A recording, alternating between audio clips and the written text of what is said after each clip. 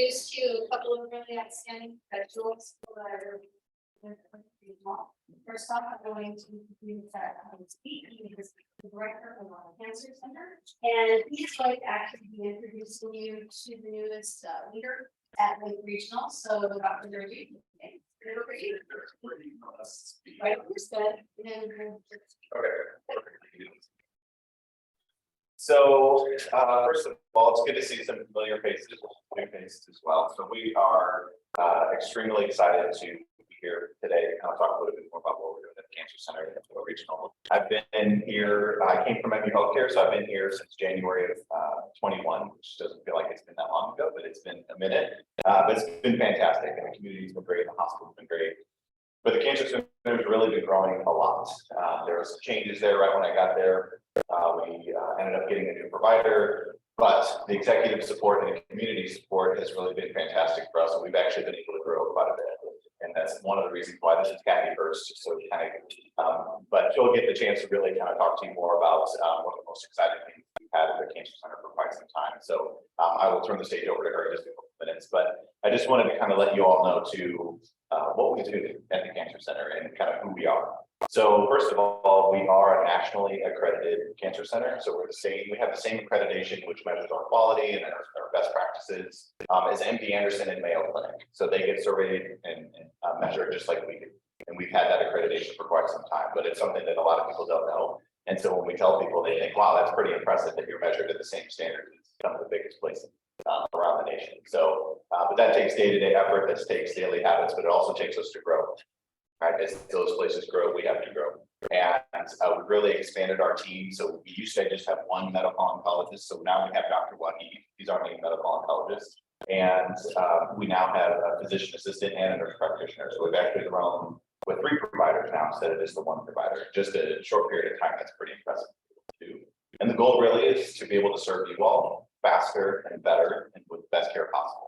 And so we've been able to do that. We've been growing kind of leaps and bounds. Obviously, the community's changed over the last couple of years. As you know, the demographics changed. Our population's grown quite a bit, and businesses are coming, and so but we're able to keep up.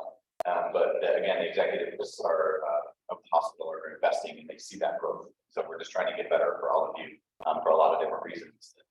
But the other things that we all kind of say what we offer all together, because a lot of people don't know that. We've been going around doing some of these talks on the radio and doing some different things, and most people don't even know what we do. And so we offer medical oncology and radiation oncology, all within that same cancer center. We're attached to the hospital as well. Some people don't know where we are. We're actually, there's an awning that faces the highway that says Cancer Center. And we have the ability to do chemotherapy and immunotherapy, medical oncology side. And then on radiation oncology, we have a linear accelerator that allows us to do radiation therapy treatments. And that's pretty much, we have surgeons as well that we work with. So we have kind of a multidisciplinary team. We work with every specialty with our physicians and oncologists to make sure that we work together. As soon as the patient comes in to see us, this whole team kind of comes together on a routine basis to talk about what's the best care, what do we need to do so that whenever it comes time to actually start treatment, everybody who needs to be involved has been involved. So again, that's something a lot of people don't know, that even though we are separate a little bit, we are very attached to the hospital, and then we integrate a lot with our providers just so everybody gets the best care possible. And we get 6 to 8 minds at one point, 6 different providers kind of talking about what should we be doing, what's the best thing for this patient. And then we get in alignment. So whenever you do come, we have our ducks in a row, if you will. So, but again, like I said, some of the advancements that we're talking about, right? So immunotherapy and chemotherapy are kind of something we're really boosting kind of our immunotherapy side of things. And the difference between chemotherapy and immunotherapy is chemotherapy, people have probably heard about that, where it's the medication that we get to make people lose their hair and just kind of really affects the body. So what that does is we introduce the chemotherapy agent into the bloodstream, and then it goes after that cancer treatment. But the thing is about chemotherapy is it takes everything else out with it, right? So it's effective in what it does, but it also has a lot of side effects. Immunotherapy, actually, what we do is we do genetic testing in chemotherapy, and we look at is your immune system strong enough where we can help kind of support your immune system and then it fights off the cancer. So it's kind of a unique way to get to the same outcome of treating that cancer, but with less side effects on the body. So that's just another simple example of kind of some things we've invested in genetic testing and therapy so that we can provide the best level of care to our patients. And And like I said, one of the things that I'm most excited about is we're all waiting for probably Captain to talk at this point. So one thing that we're all super excited about is clinical research and clinical trials. We've never been able to do this at Lake Regional, and Captain will get more into that. But this is one of the biggest moments that we've had to be able to bring care that we have been historically sending away. We're sending it to Dutch City, Columbia, and Springfield. We're going to be able to do it right here. And there's a lot of reasons why Kathy's here, and a lot of things she's been here since January. There's already amazing things she's doing. So I'll kind of let her get into that. But just know that this is something that's going to kind of transform a lot of different aspects of the cancer center, and super excited that we're already as far along as we are. So just giving Kathy credit for that. So without any more delay, I want to introduce Kathy Harrison to you all. So she's our Director of Clinical Research. So by a show of hands, how many of you have participated in a research study before? It doesn't have to be had been a clinical trial, just any kind of research study. Okay. Keep your hand up. How many of you participated in a study at Lake Regional? Okay, I have questions. So I'm here to change that. So bringing in clinical research not only into the cancer center, but into the hospital as a whole. So I'm going to talk a little bit about what that is going to look like, and to clinical research. I recognize a lot of you haven't participated in research studies before, so just a little bit of education surrounding that. So what is clinical research, right? Clinical research is essentially an umbrella term that describes research that is conducted in humans, whether that's sick patients or healthy volunteers. There's multiple phases of, say, clinical trials, and there's different types of research, but research can essentially be broken up into two types. There's observational studies and interventional studies. So observational research studies are exactly what they sound like, right? It's simply reporting observations and analyzing data with assigning patients to any kind of treatment or intervention. Somebody joined it, but it says Samsung, so it might be an uninvited.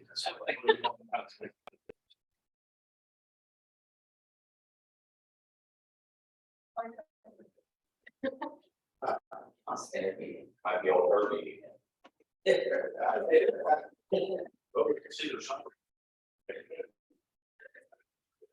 So observation studies, like exactly what it sounds like, recording observations and analyzing data without assigning patients to any kind of treatment or intervention. So a lot of these research studies might be a questionnaire, or might be looking at imaging, things of that nature. So these studies are really related to identifying risk factors of disease, screening efforts, biomarker analysis, things like that.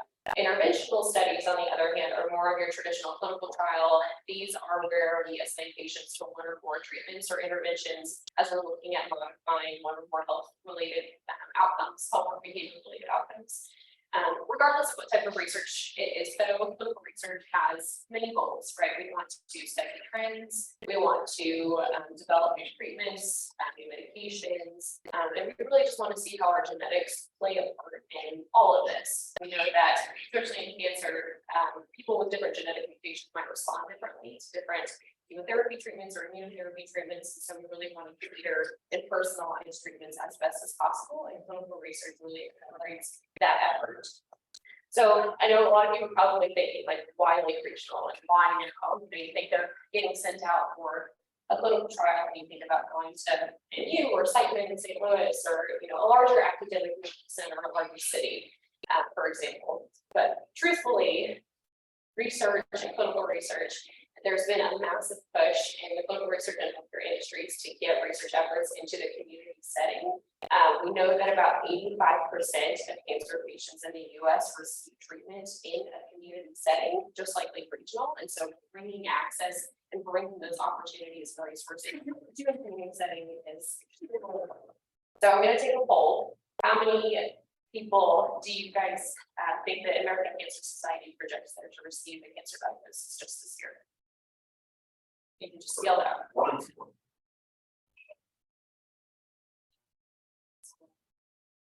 In millions.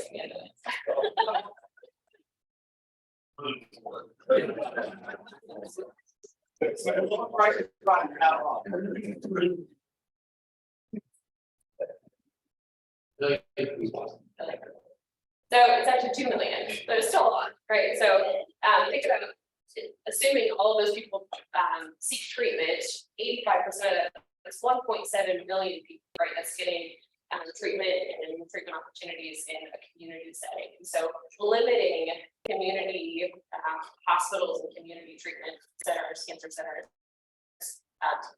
to lack of those resources is extremely detrimental to the community, right? Not everybody has the capability to leave the community and travel to all these locations and fly to Indiana or Mayo or wherever to get access to clinical trials and treatment options. So bringing that into the community setting is extremely important. And a lot of the industry recognizes those gaps in access to patient care and community-centric healthcare systems. And so the great news is that a lot of industry sponsors that are conducting these studies are willing to pay for things like transportation and lodging and meals, especially if the study is more demanding in terms of like frequency of visits or something of that nature. So that's the great news.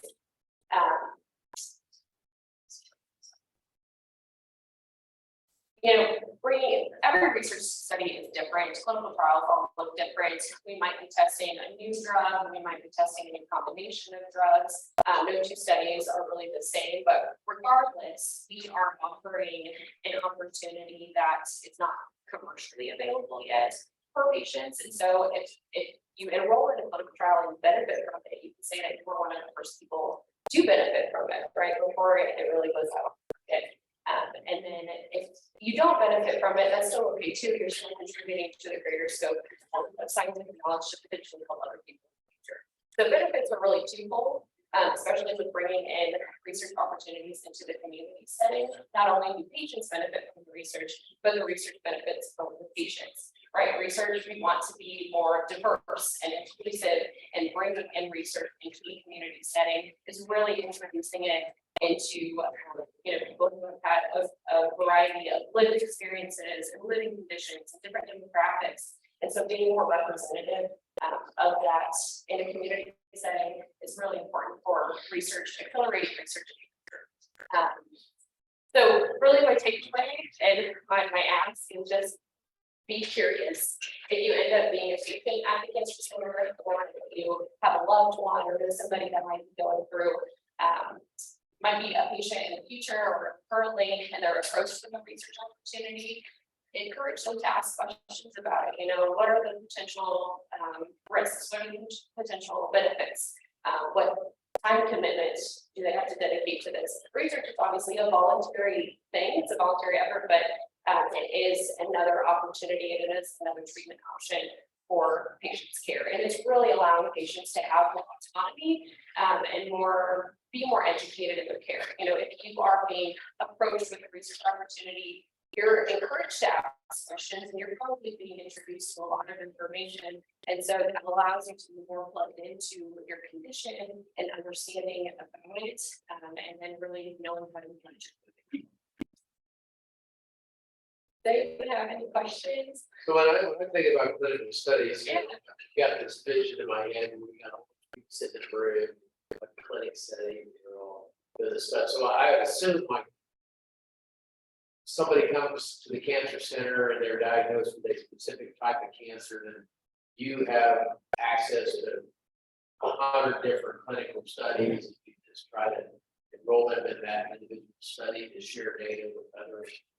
Hospitals, how does that all? Yeah, so it's really dependent on who is conducting the clinical study, but we don't necessarily share it with other hospitals. It's really just sharing that information with whoever's running the study, whether that is a pharmaceutical company or whether that is a single physician at another institution. They might be collaborating with a pharmaceutical company to conduct that study. So HIPAA is obviously patient privacy is at the forefront of research and legal care. So you're not going to get a group of people likely in a research study. It's a very individualized journey for that patient. And so, we'll meet with the patient, introduce the study, walk them through the requirements of the study, and then if they participate, we'll guide you through that process. Does that kind of answer your question? Yeah.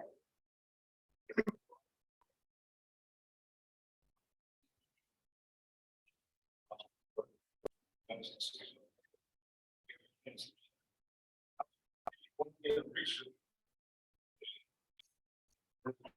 has to be within the Northwest.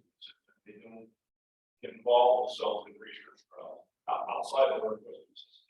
Since you're not part of a major research hospital, I'm sure. Yeah, so there are a lot of different avenues of bringing in research into Lake Regional. So the main thing that is going to be fantastic for us, there is, it's called NCR, the National Cancer Institute. It's under the umbrella of NIH, or the National Institute of Health.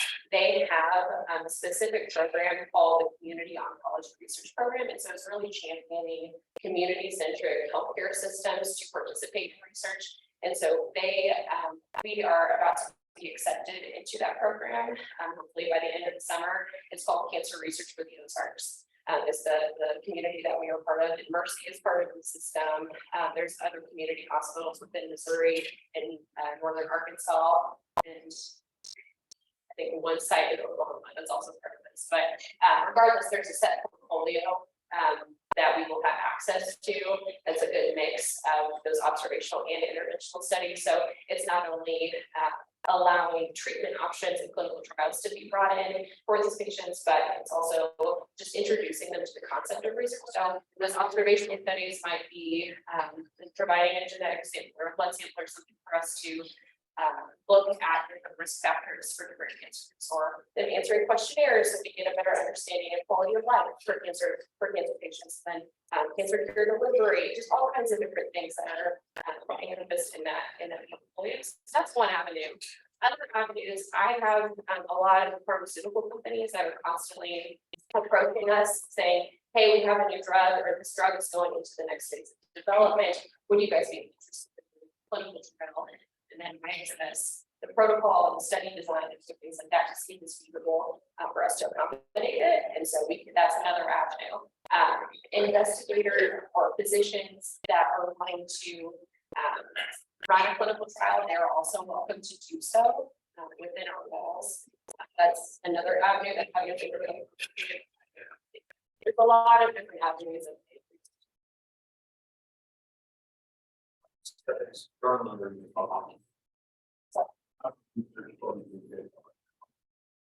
currently, so that portfolio that I was talking about, the cancer research for the Ozarks, that is going to bring about 150 studies into our role. And so that is, like I said, by the end of the summer, we'll have done this.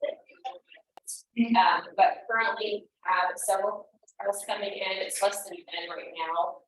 I'm still building a team to help accommodate. So, but when it's all said and done, we'll have. I've got children that are in the other day was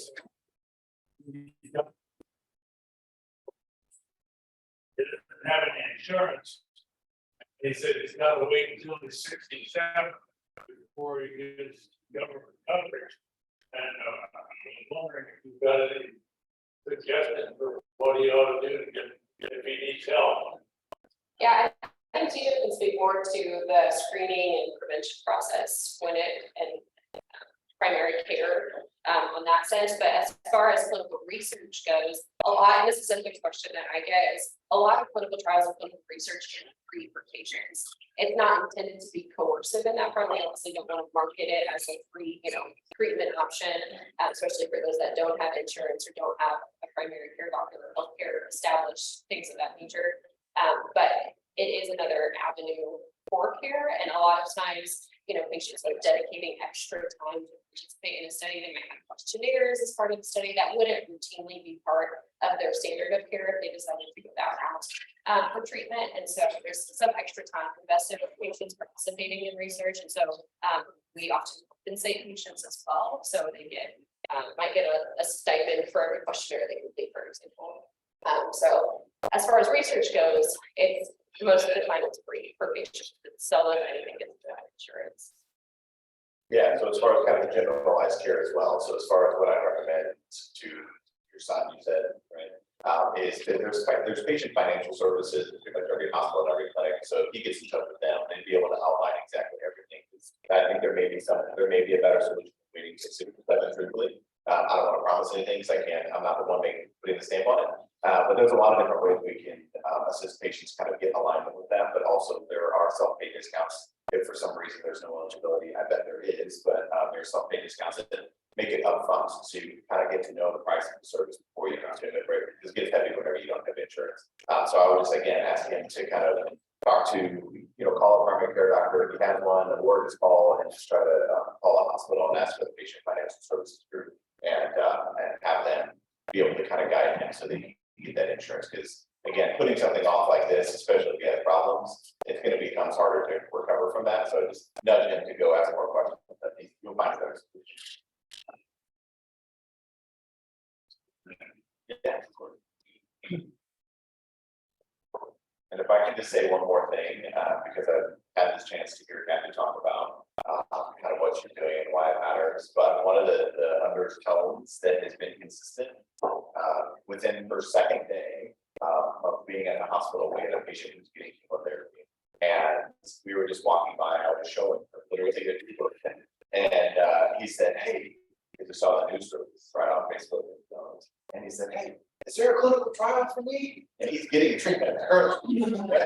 Well, like it's not a plug and play. Like there's a couple things. But the thing is, though, it's, and I don't want to get emotional about it, but like it's so significant in these people's lives because they need hope. They need something that's going to help them be optimistic about what could happen, right? Because a lot of times people think cancer, they think, how long do I have? 15, 20 years ago, 30 years ago, it's probably very much. Now it's not, right? We're trying to get ahead of it with genetic testing. So again, kind of some multiple tasks, but genetic testing allows us to see the genetic makeup. And there's a mutation there, it's there now, it may not be symptomatic and showing like that. Angelina Jolie kind of became famous of that. She did a genetic test, she found she had a BRCA1 mutation, so she went and had a double mastectomy and started hormone therapy so that she wouldn't get breast cancer. Okay, that's how far along we are in science. So it's not just wait and see and hope it doesn't get you everything. It's actually more scientific than that.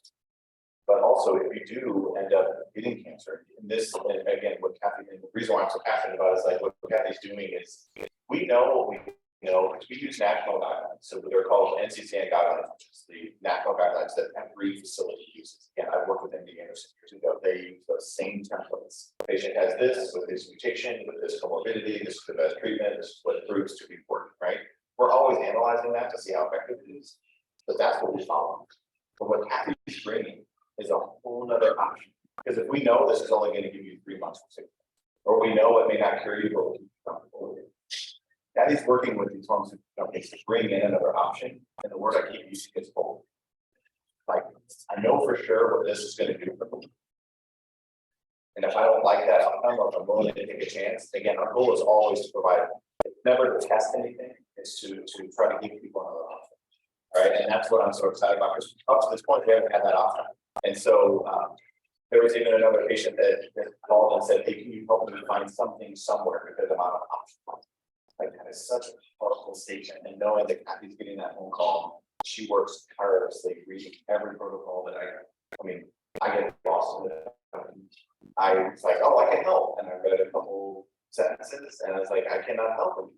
Right, but it's just that like that resource to have here to say, what are my other options, as opposed to just trusting the doctor. And the doctors are fantastic because Kathy's involved with them. She works with them today.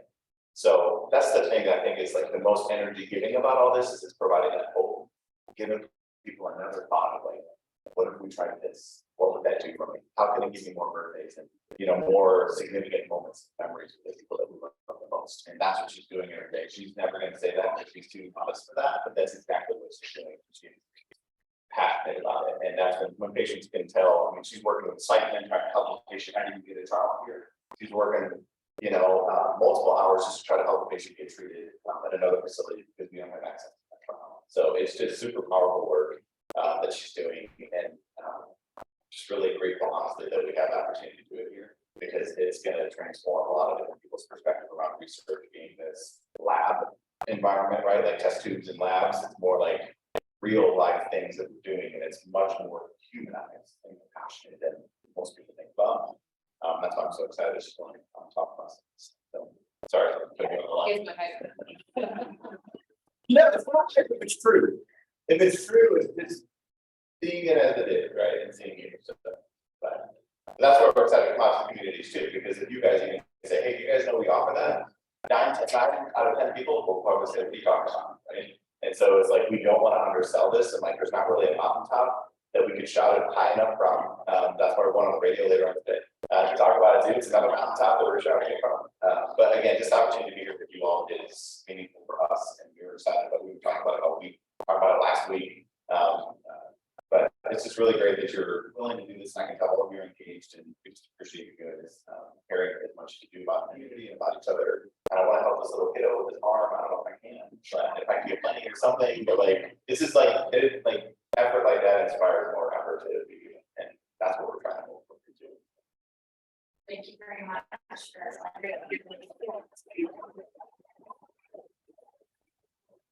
Well, one thing that you guys do, I need you to